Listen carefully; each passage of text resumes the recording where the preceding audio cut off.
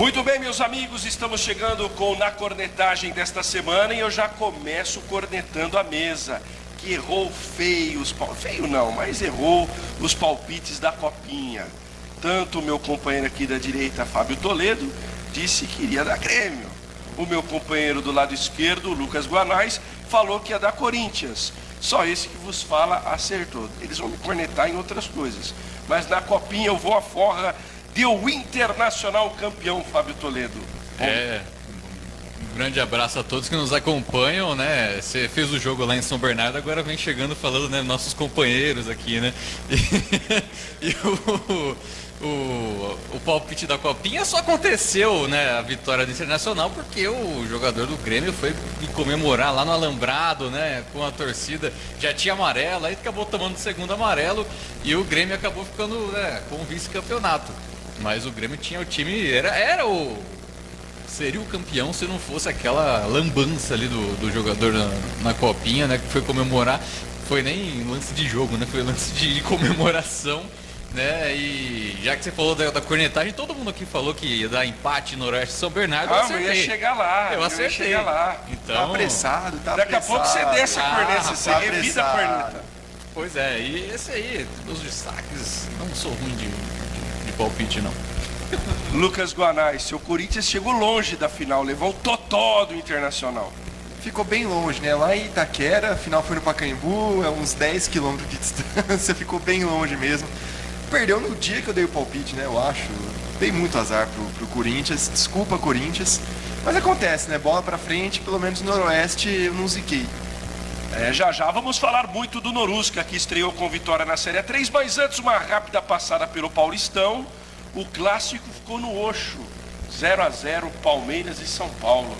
Faltou aquilo que o amigo meu gosta de dizer, o orgasmo no futebol ontem em Araraquara.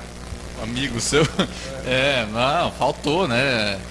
Falaram-se muito dos goleiros se destacando, mas faltou qualidade também, né? Foi um jogo muito sonolento, assim, na minha opinião. Até por isso eu tirei um cochilo durante o jogo, porque um 0-0 com cara de início de temporada ainda, tudo isso foi muito ruim, né? Acompanhar esse jogo. E até mais pela notícia durante a partida, né? Da morte do Kobe Bryant, acabou com o dia, né? Já nós vamos falar também sobre esse tópico, né? Que hoje é um dia muito triste para o esporte mundial, mas antes, o Corinthians passou um sufoco danado ontem em Mirassol, hein? Se tivesse para ter um vencedor, seria o Mirassol, hein, Lucas Guanais? Seria o Mirassol. Mais uma vez o Cássio garantiu ali um pontinho do Corinthians, né? É muito corriqueiro a gente escutar que o Cássio salvou o Corinthians da derrota ou garantiu a vitória, etc. Onde foi mais um dia desses. Mas como o Fábio falou, é começo de temporada. O Corinthians deu um sacode no Botafogo no meio da semana, teve muita dificuldade com o Mirassol depois. Mesma coisa o Palmeiras, apesar do São Paulo ser um adversário muito mais difícil do que o Mirassol, ao menos na teoria, deu um sacode também no começo da semana, acho que foi contra o Santo André, não foi? Não. O São Paulo ganhou do Água Santa. Isso. O Palmeiras do Ituano. Justamente. E depois fizeram um clássico bem morno. Trabalho de começo de temporada. Eu queria ressaltar também o Santos e dar uma cornetagem na torcida que está pegando já no pé do Gesualdo. Parece que não aprenderam nada com o Sampaoli. Ano passado o Sampaoli demorou um pouquinho para engrenar. Teve um jogo icônico ano passado que foi a derrota, que tomou 4 gols do Ituano. E, bom, todo mundo viu o que aconteceu, né? Santos foi vice-campeão brasileiro, classificou com sobras para a Libertadores. Não foi tão bem no mata-mata? Não foi. Mas no campeonato, na temporada, no geral, ainda mais considerando o elenco que o Santos tem, foi proveitosa demais sob o comando de Sampaoli. E a expectativa é que o Gesualdo mantenha essa linha de trabalho, né? É normal esses erros pré-temporada, praticamente, que essas primeiras rodadas do Paulista aconteçam e a torcida já está pegando no pé do português. Bom, o fato triste do final de semana foi a morte trágica do Kobe Bryant, mais os integrantes que estavam no helicóptero, né? Parece que foram 8 pessoas ao todo. Difícil cair essa ficha, né? Principalmente para quem gosta, para quem ama esporte, né, Fábio Toledo? E principalmente para quem cresceu assistindo, né, o Kobe Bryant. Acho que eu e o Guanais, a gente A gente não chegou a ver o Michael Jordan jogar, então, como o próprio André Kfouri falou, né, nos canais da ESPN, o Kobe Bryant foi o Michael Jordan de uma geração aí, né? Um cara que foi referência para muitos jogadores de basquete, né? Então, o legado dele é enorme, mas é muito triste, né? Você vê o cara com 41 anos, tinha acabado de se aposentar já, né? Preparando a filha dele, que também estava no helicóptero. Acredito que mais garotas também, né, da idade dela estavam no helicóptero, porque até o início das informações tinha mais uma com o pai dela, né? Estavam indo pro jogo da equipe. Então, uma tragédia enorme, assim. Várias homenagens, né, do mundo todo. Kobe Bryant é aquele cara que transcende, né, o esporte que ele fazia. Transcende, poucos nomes são assim, né, principalmente no esporte atual. Então, é uma perda gigantesca, e sempre quando é uma tragédia assim, né, pega a gente de um jeito que só vamos perceber toda essa magnitude desse momento lá na frente. É complicado, né? A vida, ela pode acabar numa fração de segundo, como evidentemente acabou aí pro Kobe Bryant, para as pessoas que estavam no helicóptero, mas é difícil cair a ficha, né, Lucas? É difícil, e tragédias assim, de repente, como tivemos algumas ano passado no campo do jornalismo, né? O caso do Boechat, do Gugu, do entretenimento, que são coisas repentinas, causam mais comoção ainda, mas o Kobe Bryant tem dois fatores ainda. O primeiro é que a NBA, aqui no Brasil principalmente, não é igual ao futebol, que você já nasce gostando, muitas vezes já torcendo por um time, por influência familiar na maioria das vezes. A NBA você começa a ver, você aprende a gostar, você tem uma porta de entrada. E o Kobe Bryant foi a porta de entrada de muita gente no começo dos anos 2000. Muita gente começou a ver NBA, começou a torcer para os Lakers, consequentemente, por causa do Kobe, por causa do Shaq. Então, e ele foi o jogador que mais marcou, né, na década passada.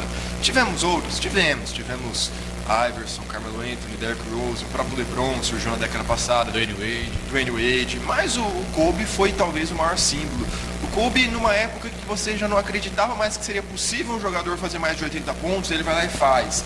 Um jogador que seria impossível imitar os movimentos do Michael Jordan, ele é praticamente uma cópia em termos de estilo de jogo, de movimentação do próprio Michael Jordan. São marcos enormes. E tem o segundo ponto, a NBA, diferente do futebol e de outras modalidades, ela se popularizou e consequentemente popularizou o basquete a partir do final da década de 70, final de 60 na verdade, começo de 70 com o David Stern no comando. Que inclusive faleceu Sim, David Stern, para quem não sabe, foi o comissário da NBA a partir das décadas de 60 e 70. O comissário da NBA, tipo presidente, é mais ou menos o que o Coach Munadiemi é da Liga Nacional de Basquete hoje. Foi a partir daí que ele começou a investir em marketing, expandir a NBA, enfim, isso é outra história. E ele acabou falecendo também mês passado. E o que acontece? As lendas da NBA estão quase todas vivas.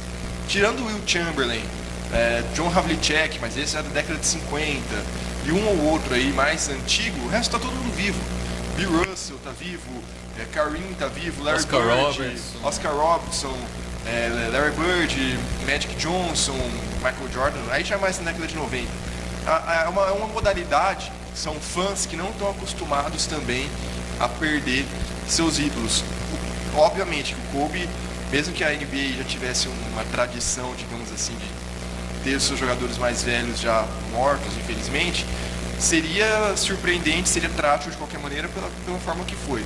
Mas adicionando esse elemento, torna tudo ainda mais impactante, né? São vários elementos realmente, né? O que a gente tem é apenas lamentar e lembrar realmente os momentos mágicos de Kobe Bryant na NBA. Vamos para o esporte da nossa cidade? Já que a gente está falando de basquete, vamos começar então aqui o nosso giro com o Bauru Basquete, que essa semana não jogou, essa semana que passou, mas entra sob pressão na próxima quarta-feira contra o Rio Claro, uma vez que o Rio Claro essa semana perdeu para o Minas, é verdade, levou um atropelamento do Minas, mas ganhou do São José. O Rio Claro está numa situação, não diria confortável, mas que coloca a equipe bauruense na pressão.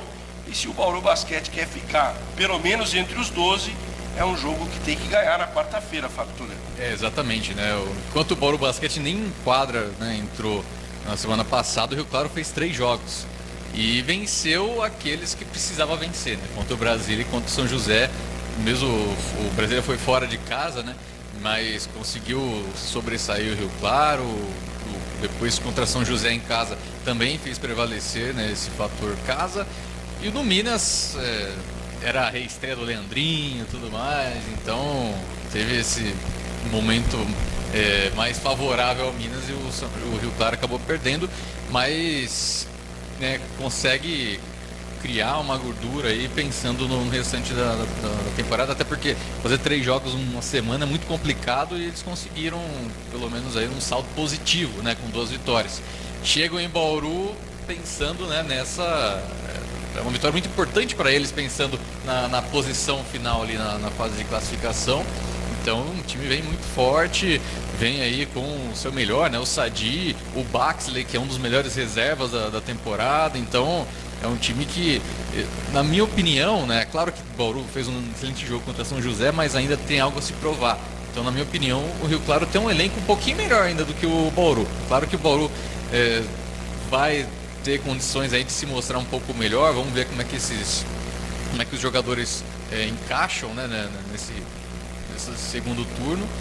O que deu para ver no primeiro jogo aí contra o São José é que pode, né, tem condições de se encaixar, o Draper funcionando legal. Então vai ser um jogo interessante, assim. Infelizmente no mesmo horário de Noroeste e Marília, então muita gente não vai acompanhar, como eu, mas vai ser um jogo interessante na plataforma. É um jogo que Bauru precisa se firmar no campeonato, precisa provar que realmente está no páreo, e é um duelo. Se fosse no futebol, a gente falaria aqui que é um duelo de 6 pontos. No basquete, é um jogo de 4 pontos contra o Rio Claro. É um jogo de 4 pontos e você falou certo, né? O Bauru precisa se provar. Voltar às atividades depois de 20 e tantos dias contra o São José foi perfeito. Uma equipe que estava instável, que estava levando 100 pontos de todo mundo, levou do Rio Claro mais uma vez. O São José, a defesa permitiu mais de 100 pontos para o adversário no tempo normal. São José que chegou a abrir uma vantagem enorme contra o São Paulo e tomou a virada. Também.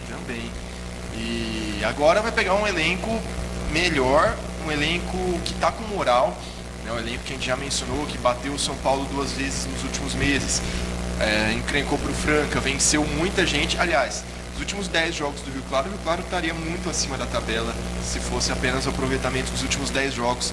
É que teve um começo muito ruim a equipe do Rio Claro no NBB, mas é uma equipe que se acertou. Teve muita mudança entre o Paulista e o NBB.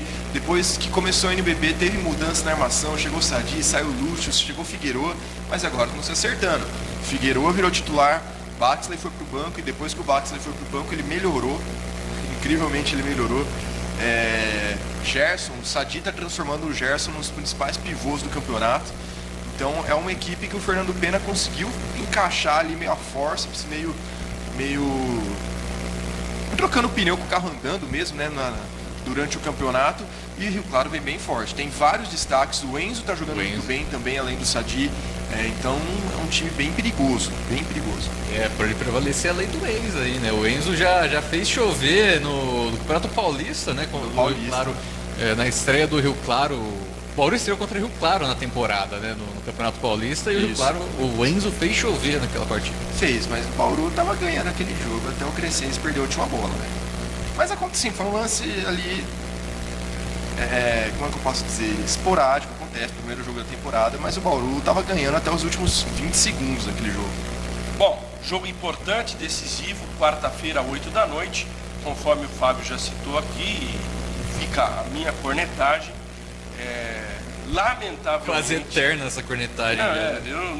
A gente chega até a ser cansativo, mas infelizmente, né, a diretoria do Bauru Basquete, claro que existem várias situações, a gente tem que entender também questão de tabela e tal, mas infelizmente, né, não houve um carinho em relação a essa partida tão importante e que infelizmente o Bauru Basquete vai ficar prejudicado no campo do seu torcedor.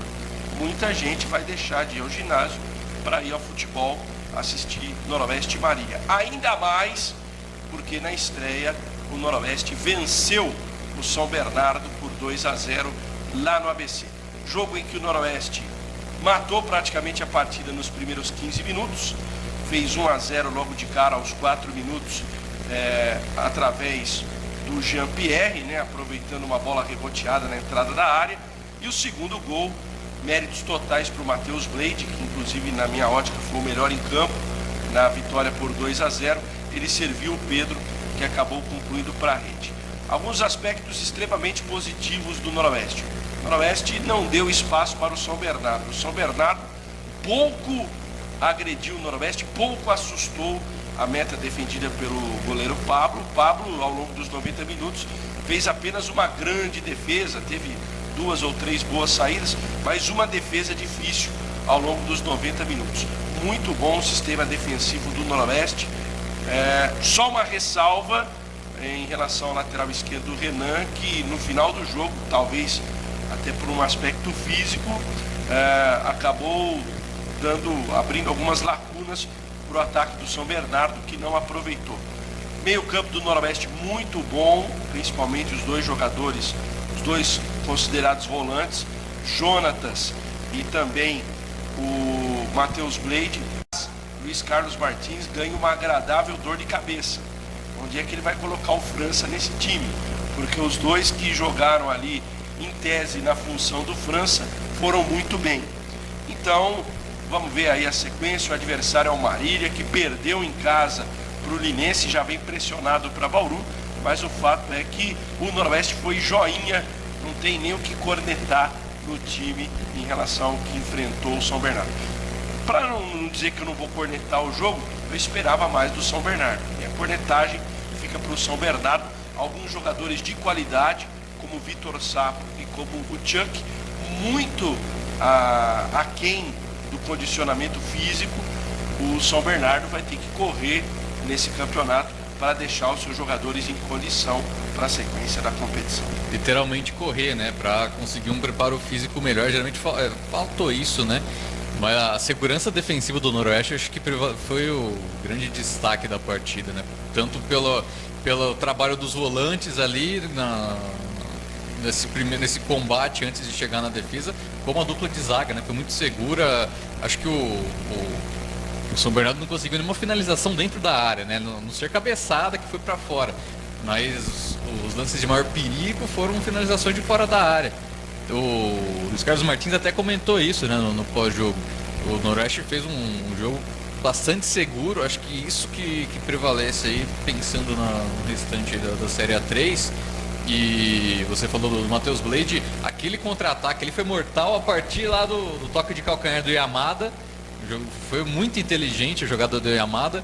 O Noroeste jogando com jogadores, o time titular abaixo dos 30 anos, deu condição física, né? Os jogadores conseguiram acompanhar aquela transição no contra-ataque com o Matheus Blade, foi impressionante na velocidade, a leitura de jogo também do Pedro Felipe chegando sozinho na área para fazer o gol. Então aqueles 15 primeiros minutos foi de se destacar. É claro que depois o Martins deu uma recuadinha, né? Pensando até no contra-ataque. Administrou o jogo, né? Sim, garantiu a vitória ali naqueles 15 minutos e controlou a partida, porque viu que o São Bernardo, né, o Renato Peixe até pensou, né, fez uma estratégia mais agressiva, colocou mais um atacante lá. O Noroeste conseguiu segurar muito bem isso, né, mesmo com um jogador a mais no ataque, o São Bernardo não conseguiu chegar ao ataque noroestino. Eu assisti ontem, né, o VT do Marília Linense. O Marília criou oportunidades. O Bruno Ribeiro, um excelente jogador ali no meio campo do MAC, chega com perigo ali na área, e por um erro defensivo o MAC acabou tomando o gol da vitória, e o Linense saiu do Bento de Abreu. Um pouquinho de sorte até nessa vitória do Linense. Então tem que respeitar um pouco, né, também esse time do Marília, apesar da derrota, pode criar perigo, sim. Então vai ser um clássico interessante de se ver. E aí, Lucas, a vitória noroestina. E aliás, antes do Lucas, quero parabenizá-lo. no final. Jorge, você acertou o palpite. Você falou 2-1, né? Falei 1-0, né? 1-0? Não, mas tudo bem. Eu não esperava o contra-ataque rápido ali. O Lucas tinha colocado o que no palpite dele? Empate? 1-1. Eu também. Então nessa aí você foi bem. Estamos em 1-1 no cornetagem aqui. E aí, Lucas, a vitória do Noroestino, e já vamos projetar o Marília clássico, como diria Nenê Prancha, clássico é clássico e vice-versa.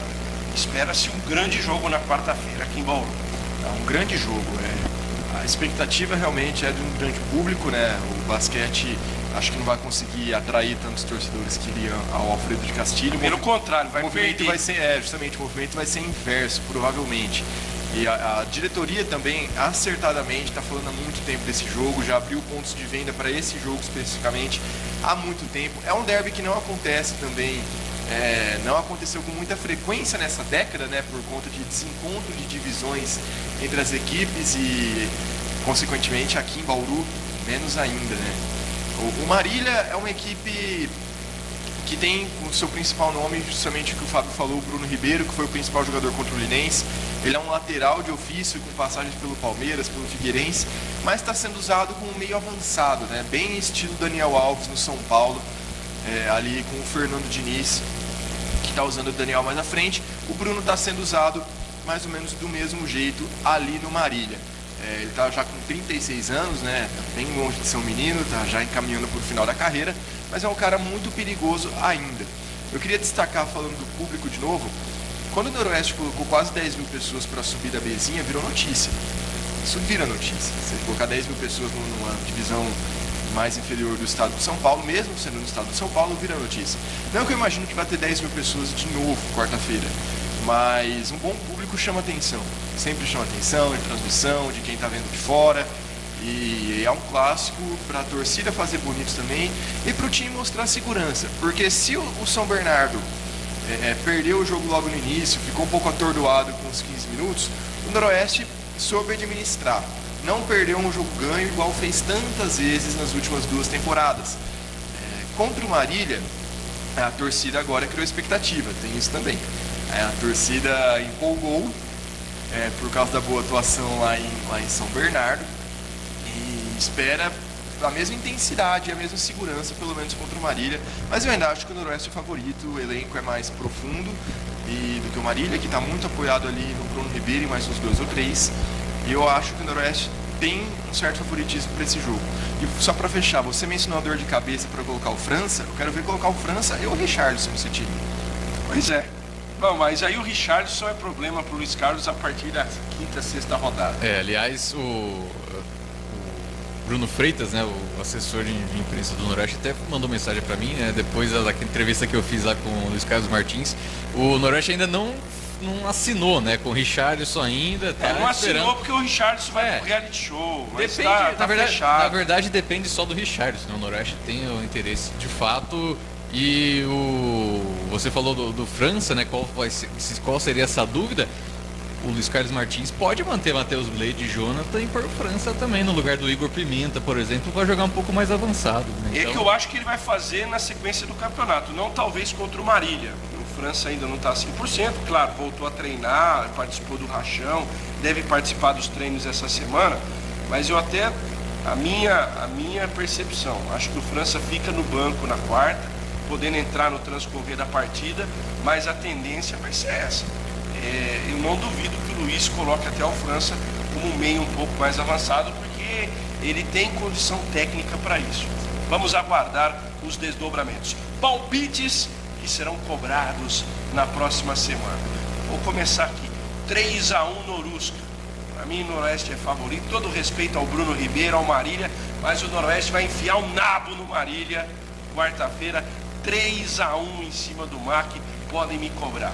Fábio Toledo. Eu vou de 2-1 Noroeste, um pouco mais, né, um pouco menos empolgado. Menos empolgado. Vale destacar que o Noroeste está na liderança, né, depois da primeira rodada, porque foi o único time que venceu por 2-0, né? As outras vitórias foi 1-0, 2-1. Então o meu palpite vai ser 2-1. Segue o líder. Se acabasse agora, né? Se o campeonato terminasse hoje, o Noroeste seria o primeiro colocado. Mas a maratona é longa. Só A São Silvestre é longa, só saímos na largada na Avenida Paulista, nem chegamos ainda na descida da Consolação. Imagina quando chegar na subida da Brigadeiro. Dá uma de Eurico Miranda, apaga a luz do estádio já, acaba o campeonato e vamos para a próxima fase aí. E aí, seu Lucas? Ó. Você tá tão empolgado como eu ou tá mais comedido como o Fábio? Eu tô no meio termo ali. Eu acho que vai dar um 2-0. Eu não tô nem tão empolgado, nem tão comedido. 2-0 e 3-1 é a mesma coisa. Não é, pô. Não vai tomar gol. É diferente, já não vai vazar a defesa de novo. Eu vou apostar no 2-0, vamos ver se o Noroeste consegue repetir o resultado que fez em São Bernardo. Muito bem. Terceiro tema do esporte local, SESI Vôlei Bauru, que vai ter uma semana decisiva. Amanhã ou na terça-feira, como queiram, o time pega o Fluminense pela Superliga. O time bauruense é o quinto, o Fluminense é o sexto. E na sexta-feira tem um jogo pela Copa Brasil contra o Sesc Rio de Janeiro, lá em Jaraguá do Sul. E se vencer este jogo da sexta-feira, decide no sábado, às 21h30, a Copa Brasil. Pergunta que não quer calar. Bom, primeiro, Fábio, queria que você falasse da estreia da Denísia. Foi no meio do jogo contra o Osasco e depois, com mais tranquilidade, ela enfrentou aí a equipe do Curitiba e o SESI Vôlei Bauru, invicto em 2020. Ainda não tivemos o dissabor da derrota na temporada. Exatamente, depois de uma semana com muita qualidade, né? O SESI Vôlei Bauru fez 3 jogos e conseguiu 3 vitórias, né? Tinha vencido o Pinheiros, né? Antes da nossa gravação do primeiro programa, e depois veio essa vitória para cima do Osasco, com propriedade, fora de casa, com o José Liberati lotado. A gente sabe como que é, né, jogar no ambiente ali do José Liberati, e depois a vitória em Curitiba para cima do time da casa. Então foi uma semana bastante positiva para o SESI Vôlei Bauru, e a estreia da Denísia num momento indesejado ali, né, do jogo contra o Osasco. Uma meia corneta pro Anderson. Uma meia corneta, porque o time conseguiu ganhar ainda, né? Imagina se toma a virada depois daquela bola. Então, Denise entrou já para fechar o jogo, e em 2 bolas ali em falha dela, né, no bloqueio ali, mostrando, né, falta de ritmo de jogo. O Osasco cresceu e venceu de virada, né, o terceiro set, mas o quarto set ali o SESI Vôlei Bauru mostrou sua força novamente para fechar. Então vale se destacar, né? Apesar dessa estreia ruim da Denísia, veio a recuperação bauruense. E depois, lá em Curitiba, a Denísia entrou na metade do segundo set, e no terceiro ela foi muito bem, né? Apareceu de vez ali a Denísia que vai, né, no decorrer ali dessa temporada vai dar muita qualidade à rede bauruense, ao saque, né? A Denise já fez ace, então um nome tanto, né, pro SESI Vôlei Bauru, e vale o impacto, né, dela o retorno dela ao Brasil, né? Muita gente que não torce pro SESI Vôlei Bauru comemorando, né, o retorno dela. Isso é muito legal. Bom, Lucas, queria que você falasse da Denísia já incorporada ao elenco. E essa semana, que é uma semana importante, o jogo amanhã contra o Fluminense, mas especialmente as finais da Copa Brasil. E eu já lanço a pergunta: é possível conquistar a Copa Brasil lá em Jaraguá do Sul? Vamos lá.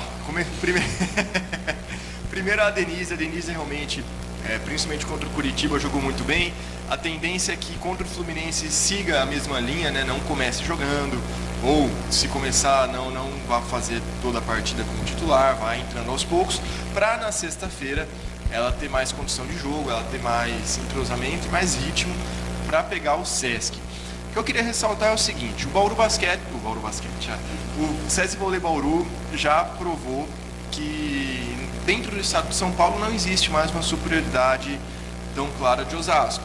O SESI Vôlei Bauru já eliminou Osasco na Copa São Paulo, já ganhou final do Campeonato Paulista contra Osasco, já ganhou agora a Copa Brasil, também eliminando sempre tudo no José Liberati, quase nunca aqui em Bauru. A derrota para o São Paulo no Paulista desse ano foi um jogo excepcional ali do time do Barueri. Mas enfim, agora o time tem que se provar nacionalmente. Ano passado passou pelo Sesc na Copa Brasil.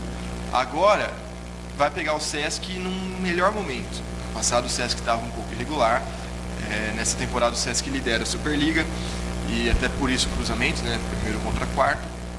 E é um jogo mais difícil, mas dá para fazer. O Bauru já conseguiu encrespar contra o Sesc várias vezes. Apesar de ser uma equipe diferente, algumas jogadoras se mantiveram, o Bernardinho se manteve também. E o problema é que o Bauru precisa fazer 2 jogos perfeitos. Pelo Sesc, o Bauru já passou outras vezes. Pelas equipes de Minas, nunca. E na final vai ser uma equipe de Minas, porque do outro lado da chave estão Praia e o Minas Tênis Clube, justamente. Eu não levo o nome do estado. Então, eu acho um pouco complicado o Bauru levar essa Copa Brasil, apesar de ser uma equipe que agora precisa se provar nacionalmente, porque precisa de 2 jogos perfeitos. E isso em 2 dias seguidos de jogos, porque a semifinal é na sexta e a eventual final já é no sábado, é logo no dia seguinte. Eu acho que as chances estão contra o Bauru. Pode acontecer, mas vai precisar quebrar um tabu, vai precisar fazer o que nunca fez. E vamos ver agora, justamente para isso que veio a Denise, para isso que veio a Polina, vamos ver se agora a equipe vai conseguir. Mas também, antes disso, precisa vencer o Fluminense amanhã.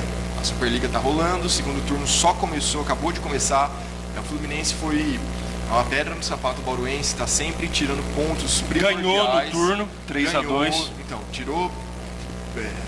podem falar que o Bauru ganhou 1 ponto fora de casa, mas na minha opinião o Bauru perdeu 2, ou perdeu 1 fora de casa. Não é a primeira vez que o Fluminense enche o saco do Bauru, ano passado também foi assim, temporada passada, perdão, foi assim também.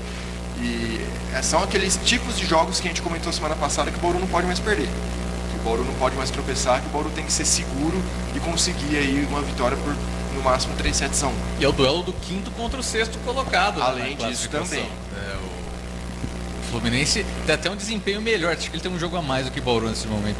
E Não, na verdade é que o Fluminense, ele ganhou mais partidas. É que o Bauru perdeu muito jogo por 3-2, por isso que o Bauru está na frente. O Fluminense tem uma vitória a mais, mas essa questão aí de levar pro tie-break e ser derrotado foi positivo pro Bauru por conta disso, né? Conseguiu uns pontinhos aí, meio que, certo que indesejados, principalmente contra Fluminense, contra Pinheiros, mas se manteve aí com tranquilidade na 5ª posição. O Bauru é o time que mais partidas levou para o tie-break, né, nessa Superliga até agora. E não venceu Foi Fluminense, foi Pinheiros, foi Osasco e Minas. E aí faz além disso, de perder as 4, aí faz 3 partidas semana passada, faz 2, esperamos que 3 partidas nessa semana também. A gente vê também a parte física, tomar cuidado. O elenco é grande, o Anderson dosa bem nesse ponto, mas é sempre bom ficar atento, porque a Copa Brasil é legal? Mas o que interessa mais é a Superliga. E para chegar nos playoffs da Superliga com condição de fazer um bom trabalho e chegar mais longe do que já chegou. Ano passado foi uma semifinal, quem sabe chegar numa final de Superliga nessa temporada. Mas eu acho que pro SESI Vôlei Bauru, o campeonato mais alcançável é a Copa Brasil. Eu ia polemizar isso. Isso sim. Eu ia falar exatamente isso. Claro que a Superliga é legal, bacana, vamos tentar melhorar o desempenho do ano passado, mas se o time quiser algum título de fato na temporada, o caminho mais fácil, não que a Superliga não seja possível, mas o caminho mais fácil é a Copa Brasil. Você está a 2 jogos de um título, 2 partidas perfeitas essa semana, na sexta e no sábado, darão o título da Copa Brasil. E uma coisa é você ganhar um jogo de um time de Minas, outra coisa é você ganhar 3 jogos de um time de Minas, né, no confronto, pensando nos playoffs da Superliga. E a vantagem é que o vôlei atrai muita gente que vai para ver jogadoras da seleção, que vai para ver os seus principais ídolos. E sendo em Jaraguá do Sul, que é uma quadra neutra, muita gente vai para ver a Denise. Do mesmo jeito que muita gente vai para ver o Bernardinho, muita gente vai para ver a Fegaray, mas agora o Bauru também tem um atrativo desse quilate, assim, para atrair simpatizantes. Não vai ser, por exemplo, igual ano passado em Gramado, que pegou o Praia lá e tava todo mundo torcendo para Fegaray fazer ponto, todo mundo, sabe? É diferente. O Bauru também, concordo com vocês que é o mais alcançável, depois que perdeu o Paulista, realmente virou a Copa Brasil, mas vai ser um páreo duro, vai ser difícil. Fechando então o nosso Na Cornetagem, vamos às cornetadas e os joinhas da semana. Eu começo aqui, meu joinha vai para a estreia do Noroeste, tranquila, segura. Noroeste não teve nenhum sobressalto em São Bernardo. A minha cornetagem da semana vai para a Secretaria Municipal de Esportes. Estamos há pouco mais aí de um mês e meio, 2 meses talvez, do início da temporada do futebol amador, e os nossos estádios distritais estão de dar dó, né? Se você passar ali no Toninho Guerreiro, no Meridota, o mato está cobrindo a arquibancada. Você passa no Horácio Alves Cunha, o gramado está com mato dessa altura. E por aí vai. Muitas promessas e por enquanto só falácias. Coisa concreta mesmo que é bom, até o presente momento nada. Com a palavra a Secretaria Municipal de Esportes, e espero que tome providências na próxima semana, como começou a tomar no CSU, depois de uma matéria denunciada pelo Jornal da Cidade, onde a piscina e o mato estava ali proliferando o mosquito Aedes aegypti. Então o meu troféu joinha vai para a Semel essa semana. Não, o troféu cornetagem, joinha vai para o Noroeste. Troquei aqui alho com bugalho, mas então, reiterando, joinha para o Noroeste, cornetagem para a Semel. Tá ruim, joinha. O meu troféu joinha vai para essa semana do esporte bauruense, né? Que a gente vai ter jogos importantes para o SESI Vôlei Bauru, jogo importante para o Bauru Basquete, clássico Noroeste Marília. Então o esporte bauruense pegando fogo, né, nessa semana. Como diria aquele, haja coração, amigo. Haja coração, aí vai ser uma semana e tanto troféu joinha, porque vai ser o esporte bauruense, né, no seu maior momento agora, né? E a cornetagem vai para NBA, que no domingo, né, no mesmo dia da morte do Kobe Bryant, não cancelou os jogos.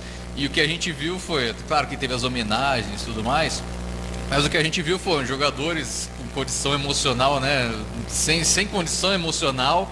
O próprio Kyrie Irving do Brooklyn Nets não foi pro jogo por conta da morte, né, do Kobe Bryant. Então, fazendo um paralelo, quando teve a tragédia da Chape, não teve, os jogos do futebol foram cancelados. Sim, embora tivesse os jogos do NBB, né, no mesmo dia da tragédia da Chape, foi terrível aquele jogo, Bauru e Vasco, né? Foi um dos jogos que eu menos queria estar ali.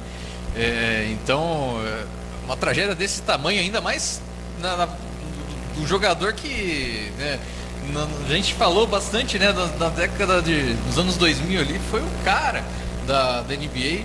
Deveria ter um pouco mais de comoção ali da NBA para cancelar. É claro que o basquete também é negócio, né? A NBA tem muito disso, Business. mas não tem como, né? Os jogadores não teriam condição emocional. A transmissão, por exemplo, da ESPN ontem foi ruim, né? Porque o Romulo Mendonça, o Ricardo Bugarelli não tinham condições de fazer um jogo na não dá para você colocar piada, palhaçada no momento. Não dá. Então a cornetagem fica aí pra NBA. Tinha os 2 jogos ali que começaram meia hora ou 1 hora depois da morte dele. Esses até a gente entende. Não tinha como. Tava todo mundo lá, a torcida tava lá, ia ser muito complicado você cancelar um negócio desse. Tem as grades da televisão também, mas os jogos mais pro final da noite eram perfeitamente possíveis, né? A minha cornetagem da semana, como eu disse no começo do vídeo, vai para a torcida do Santos. Tenha paciência com o Gesualdo. Pode ser que em maio ele esteja demitido por um péssimo trabalho? Pode, mas a gente não sabe. Então, tenha paciência, só está começando o Campeonato Paulista, ainda mais nas primeiras rodadas, primeira fase, é para testar, é para o time se arrumar. E o meu joinha vai para o Kobe Bryant em forma de agradecimento por tudo que fez. Eu até mencionei a porta de entrada de muita gente. A minha foi justamente o contrário, né? Eu torço pro Boston Celtics, que é o maior rival do Los Angeles Lakers. Já xinguei muito o Kobe Bryant, mas não tem como não reconhecer tudo que ele fez, a importância dele. Então, em forma de agradecimento, o troféu joinha vai para ele. E ele foi tão falado também porque no dia anterior da morte dele, ele foi ultrapassado pelo LeBron James, como o LeBron James se tornou o 3º maior pontuador da história da NBA, né? Era o Kobe até sábado e morreu como o 4º um dia depois de cair para a 4ª posição. Então ele estava muito em alta também, que mais um elemento ainda que eu esqueci de mencionar no começo. É isso, meus amigos. Semana que vem estaremos de volta aqui, cobrando os palpites, os resultados da mesa. E você pode mandar sugestões, críticas, cornetagens, joinhas para a nossa equipe. Continue aí nos assistindo, compartilhando e também se inscrevendo no nosso canal do YouTube para que você fique com este conteúdo sempre diferenciado do esporte bauruense e até do esporte em geral, porque sempre a gente dá uma palhinha do que acontece no Brasil e no mundo. Até semana que vem, se Deus quiser. Até a próxima!